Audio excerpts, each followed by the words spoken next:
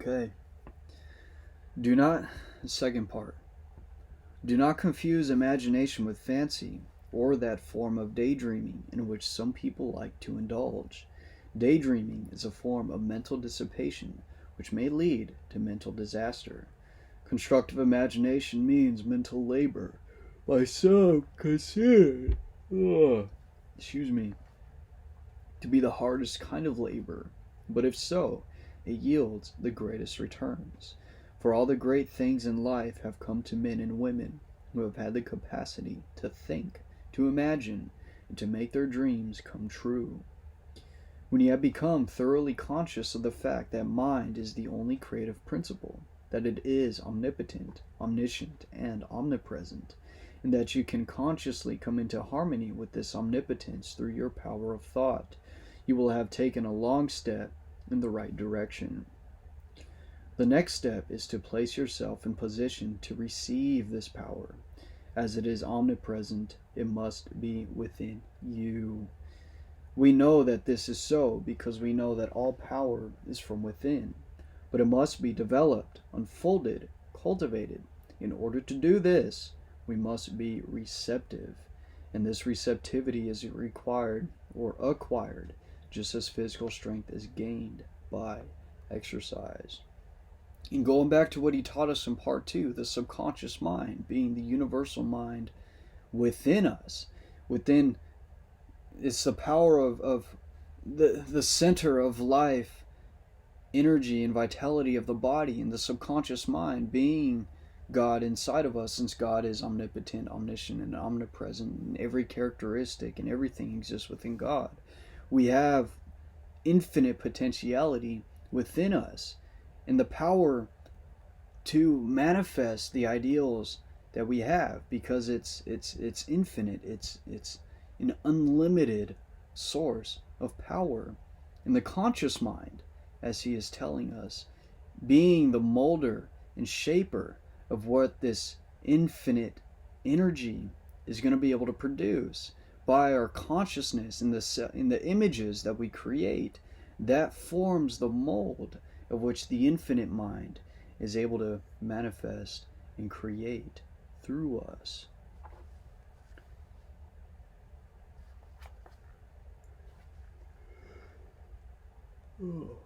Excuse me. Power thought you will have taken a long step in the right direction. The next step is to place yourself in position to receive it. It must, as it is omnipresent, it must be within you. We know that this is so because we know that all power is from within, but it must be developed, unfolded, and cultivated. In order to do this, strength, okay, we read that, by exercise. Cultivating through exercise. The law of attraction will certainly and unerringly bring to you the conditions, environments, and experiences in life corresponding with your habitual characteristic, predominant mental attitude. Not what you think once in a while when you are in church or have just read a good book, but your predominant mental attitude is what counts. Your habitual way of thinking. You cannot entertain weak, harmful, negative thoughts. Now that is why it's important to know what you want and to think about it, to sit and think about it consistently on a consistent basis. Because again, we have to build those neural pathways. We have to make them subconscious. If you do something once and you don't do it again, you're not giving it enough power within yourself to create that habit, that environment, that internal environment, that conditioning. That's why you have to be consistent and persist in your ideal, in your visualization processes, because again, you have to change the conditioning of the mind in order to change your character and conduct and the actions that you take on a daily basis. You cannot entertain weak, harmful, negative thoughts 10 hours a day and expect to bring about beautiful, strong, and harmonious conditions by 10 minutes of strong, positive, creative thought. Real power comes from within. All power that anybody can possibly use is within man, within you. only waiting to be brought into visibility by his first recognizing it. Again, we have to be conscious and aware of its existence, and then affirming it as his, working it into his consciousness until it becomes one with it. Now that is what this process again is giving us. It's giving us the knowledge, the wisdom, and the exercises that we need to take this material and make it subconscious, because then we could then take this and achieve the goals that we were trying to achieve. We could go out there and really make a difference in this world and helping to change lives and save souls, because that's what life is about. Life is about saving people and helping people and changing people's lives for the better, because we all do have one common enemy, do we not? We know it as the devil. Now I know in the beginning he talks about everything coming and stemming from thought, but it's also so much more than that, because there is a reality happening around us through the spiritual, like the war in heaven. Heaven is our plane of existence is one of the lower planes. There is a higher plane of existence happening around us, happening at a higher vibration. The reality we see too is within the spectrum of light. There is a reality outside of the spectrum of light. That is why you can't see heaven, but certain experiences will definitely show you that, yeah, God and his angels are real, and there are things happening around us that are beyond just the material, because that is the common enemy, the devil. He is all of our enemy, especially us that live in Christ and walk with Christ and live for God. People say that they desire abundant life, and so they do. But so many interpret this to mean that if they will exercise their muscles or breathe scientifically, eat certain foods in certain ways, drink so many glasses of water every day of just a certain temperature, keep out of drafts, they will attain the abundant life they seek. Now that will definitely help you to live a more abundant life. If you feel good physically, it's definitely gonna help you to feel better mentally and emotionally, spiritually. Now he continues saying the results of such methods is but indifferent. Now of course he's talking mainly on the internal plane, because all that in the first half is external. The result of such methods is but indifferent. However, when man awakens to the truth and affirms his oneness with all life, he finds that he takes on the clear eye, the elastic step, the vigor of youth.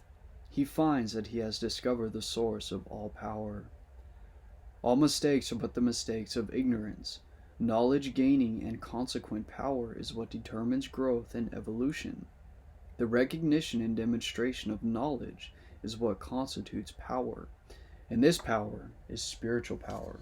And this spiritual power is the power which lies at the heart of all things. It is the soul of the universe.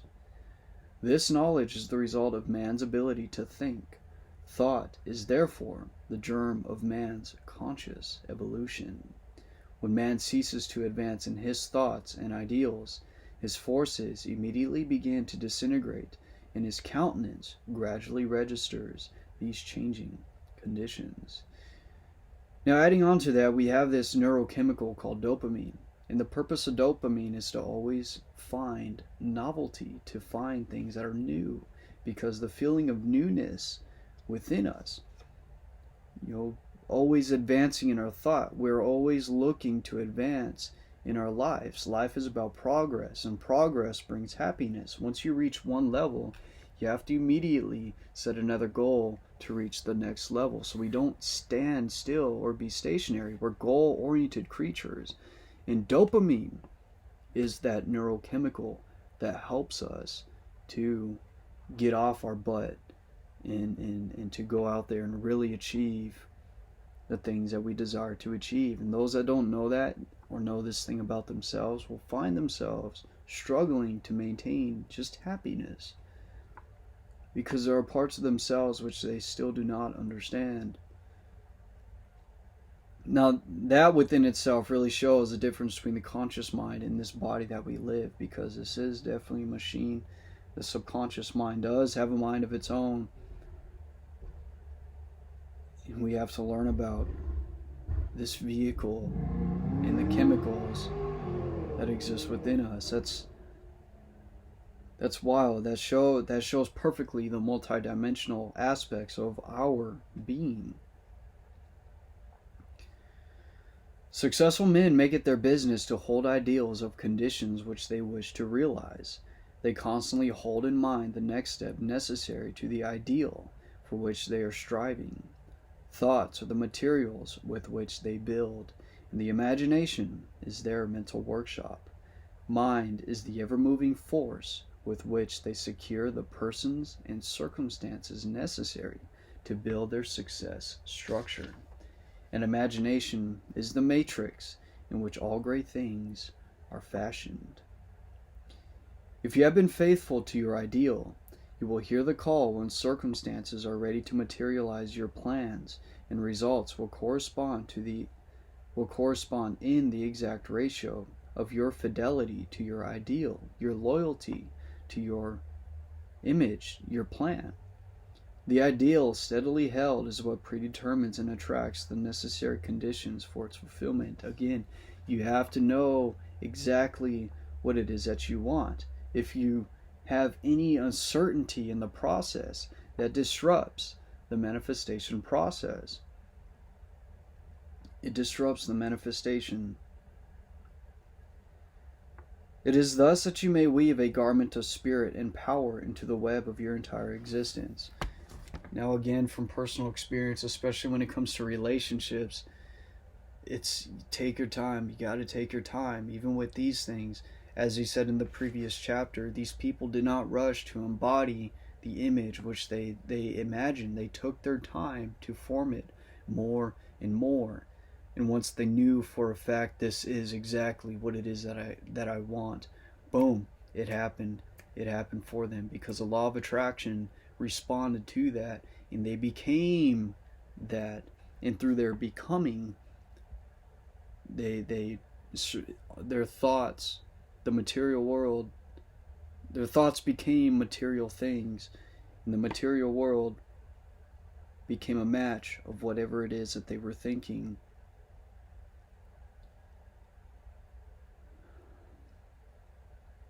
It is thus that you may weave a garment of spirit and power into the web of your entire existence. It is thus that you may lead a charmed life and be forever protected from all harm. It is thus that you may become a positive force whereby conditions of opulence and harmony may be attracted to you. This is the leaven which is gradually permeating the general consciousness, and is largely responsible for the conditions of unrest which are everywhere evident. In the last part, you created a mental image. You brought it from the invisible into the visible. This week, I want you to take an object and follow it back to its origination. So, reverse engineering. See of what it really consists. If you do this, you will develop imagination, insight, perception, and sagacity. These come not by the superficial observation of the multitude, but by a keen analytical observation which sees below the surface. It is the few who know that the things at which they see are only effects, and understand the causes by which these effects were brought into existence. Take the same position as heretofore and visualize a battleship. See the grim monster floating on the surface of the water. There appears to be no life anywhere about. All is silence. You know that by far the largest part of the vessel is underwater, out of sight. You know that the ship is as large and as heavy as a 20-story skyscraper. You know there are hundreds of men ready to spring to their appointed task instantly. You know that every department is in charge of able, trained, skilled officials who have proven themselves competent to take charge of this marvelous piece of mechanism. You know that although it lies apparently oblivious to everyone else, it has eyes which see everything from miles around, and nothing is permitted to escape its watchful vision. You know that while it appears quiet, submissive, and innocent, it is prepared to hurl a steel projectile weighing thousands of pounds at an enemy many miles away. This this and much more you can bring to mind with comparatively no effort whatever. But how did the battleship come to be where it is? How did it come into existence in the first place? All of this you want to know if you are a careful observer. Follow the great steel plates through the foundries. See the thousands of men employed in their production. Go still further back and see the ore as it comes from the mine. See it loaded on barges or cars. See it melted and properly treated. Go back still further and see the architect and engineers who planned the vessel. Let the thought carry you back still further in order to determine why they planned the vessel. You will see that you are now so far back that the vessel is something intangible. It no longer exists. It is now only a thought existing in the brain of the architect. But from where did the order come to plan the vessel? Probably from the Secretary of Defense, but probably this vessel was planned long before the war was thought of, and that Congress had to pass a bill appropriating the money.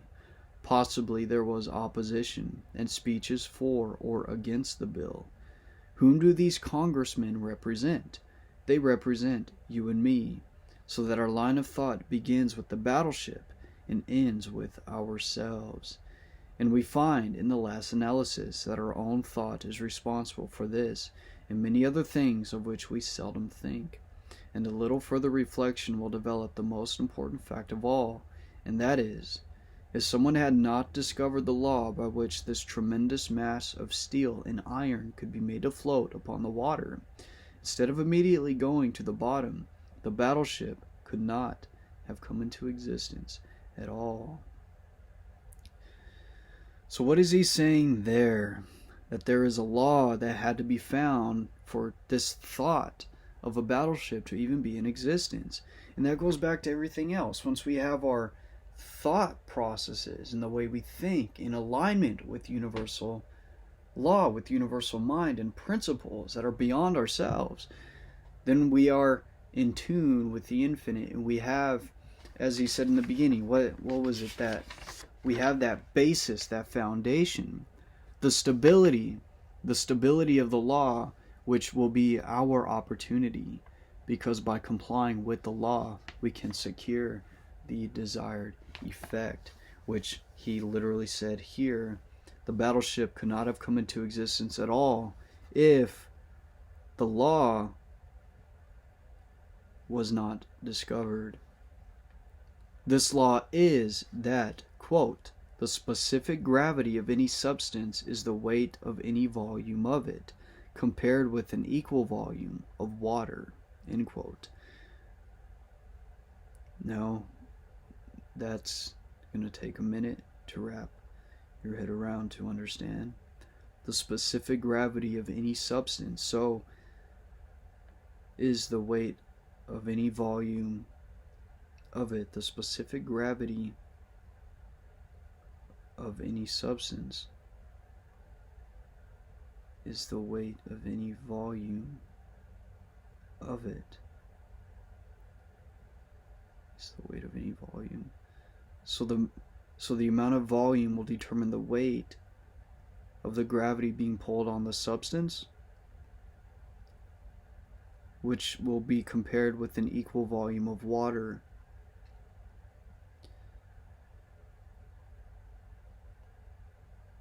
So in order for it to float on water, the gravity pulling on the substance is determined by the volume of that object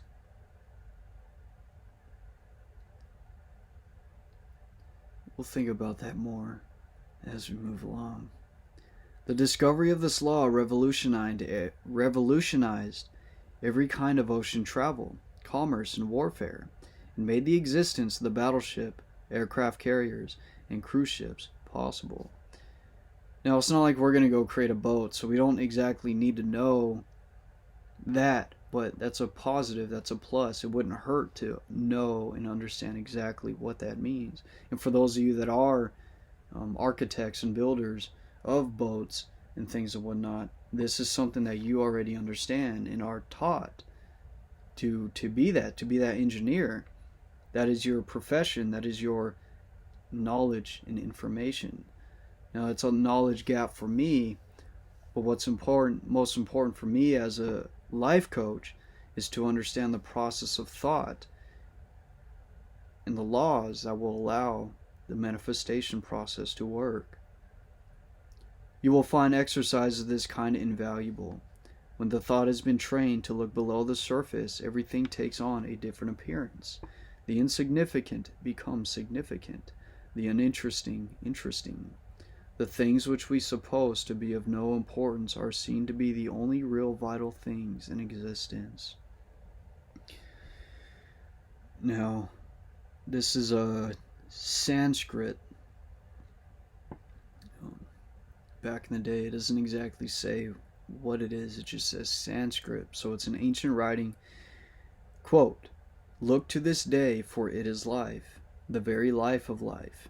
In its excuse me. That came out of nowhere. In its brief course lie all the verities and realities of your existence. The bliss of growth, the glory of action, the splendor of beauty. For yesterday is but a dream, and tomorrow is only a vision. But today, well lived, makes every yesterday a dream of happiness, and every tomorrow a vision of hope. Look well, therefore, to this day." End quote. Now that is the end of part 8. If you made it to the end of this video with me, thank you for watching. Now, Corey, keep moving forward. Stay focused on you. Whatever you can't control, accept it. Give it to God. Whatever you can control, have the courage to change it. Remember, the things that are within your control to change, have the courage to change it, because you can. You have to fight, and you have to keep fighting. You have to take a stand, because you know who you are. You know who you are. You know what you've done. And you cannot just allow people to do that, to say things which they have no business of saying or doing. What do they call that? Gossip. Call that gossip. And don't live by dogma, which is the result of other people's thinking of you. And for you, viewer, never let anybody tell you who you are. Know who you are.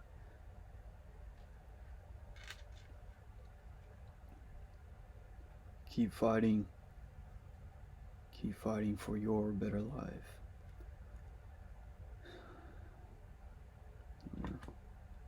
God is our strength and power, and He makes our way perfect. So with all that being said, thank you for watching this video with me. It is 1:18 in the morning, and it is time to eat something, to do our practice, and to keep moving forward.